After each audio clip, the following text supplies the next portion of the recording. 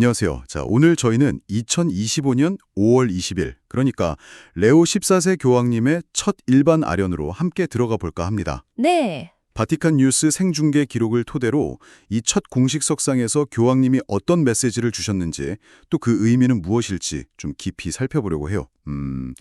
새 교황님의 시작, 어떤 신호들을 우리가 읽을 수 있을까요? 네, 정말 여러모로 의미가 깊은 순간이었어요. 아시다시피 새 교황님의 첫 일반 아련이기도 했고, 네. 또 동시에 우리가 참 그리워하는 프란치스코 교황님께서 선종하신 지 딱 한 달이 되는 날이었거든요. 아, 그랬군요. 정말. 네, 교회의 어떤 연속성과 또 새로운 시작이 교차하는 그런 시점이었다고 할 수 있겠습니다. 그 성 베드로 광장에서 아련이 진행됐는데 분위기는 좀 어땠나요?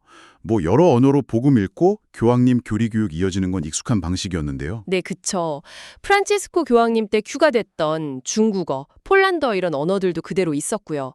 근데 시작 시간이 1시간 늦춰진 건 좀 눈에 띄더라고요. 맞아요. 그리고 이제 여기서 또 흥미로운 점은 교황님이 선택하신 복음 말씀이죠. 마테오 복음 13장, 그 씨 뿌리는 사람의 비유. 아, 씨 뿌리는 비유요? 네. 레오 14세 교황님께서는 프란치스코 교황님이 시작하신 희년, 그 교리 교육 주제 희망이신 그리스도를 그대로 이어가셨어요. 네네. 이게 어떻게 보면 단순한 존경의 표시를 넘어서서 급격한 변화보다는 어떤 연속성 속에서 교황직을 시작하시겠다는 그런 메시지로 읽힐 수 있거든요. 그렇죠. 안정감을 주려는. 네. 그러면서도 첫 메시지로 이 씨 뿌리는 비유를 딱 고르신 건 앞으로 교황님의 가르침 방향을 좀 예고하는 게 아닌가 그런 생각이 들었습니다. 그 씨 뿌리는 사람 비유, 교황님은 이걸 어떻게 풀어내셨을까요? 저는 특히 그 낭비하는 데 씨를 뿌리는 모습에 대한 설명이 되게 인상 깊었거든요. 아, 맞아요. 바로 그 지점이 핵심입니다. 교황님은 그 아낌없이 심지어는 낭비하는 것처럼 보일 정도로 씨를 뿌리는 모습이 하느님의 조건 없고 풍성한 사랑, 그 자비로우심을 상징한다고 강조하셨어요. 네. 뭐 길바닥이든 돌밭이든 가시덤불이든 가리지 않고 모든 종류의 땅이에요. 그러니까 다양한 상황에 놓인 우리 각자의 마음에 말씀의 씨앗을 뿌리신다는 거죠. 아, 이게 단순히 하느님의 사랑만을 말하는 게 아니라 앞으로 레오 14세 교황님이 강조하실 수용성, 그러니까 우리가 하느님의 말씀을 어떻게 받아들여야 하는가에 대한 성찰의 기초가 될 거라는 점이 중요해요.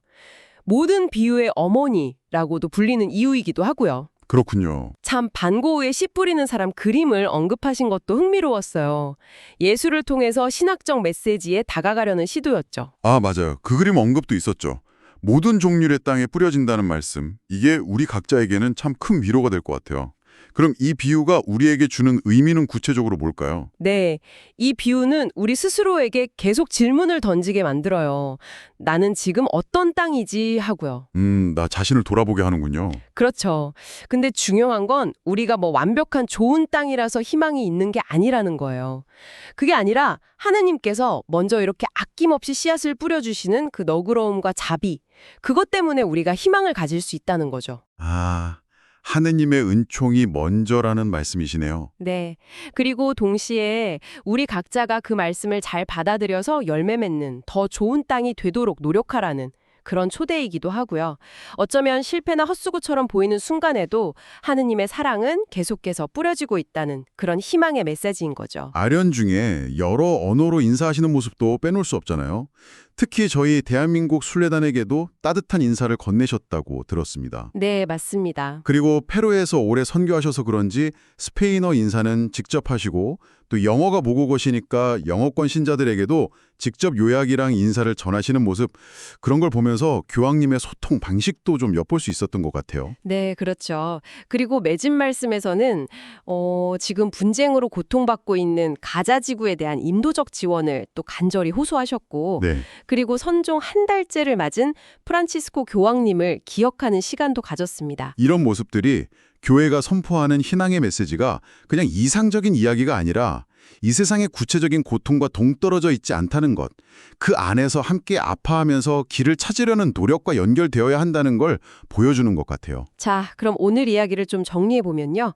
레오 14세 교황님의 첫 일반 아련은 하느님의 그 아낌없는 사랑과 희망을 강조하며 시작되었다. 이렇게 볼 수 있겠네요. 네, 그렇습니다. 전임자의 유산을 존중하면서 어떤 연속성을 보여주는 동시에 씨 뿌리는 사람을 비유를 통해서 당신의 교황직에 나아갈 방향, 특히 말씀의 수용성, 그리고 자비에 대한 강조를 예고하신 셈이군요. 네, 정확합니다.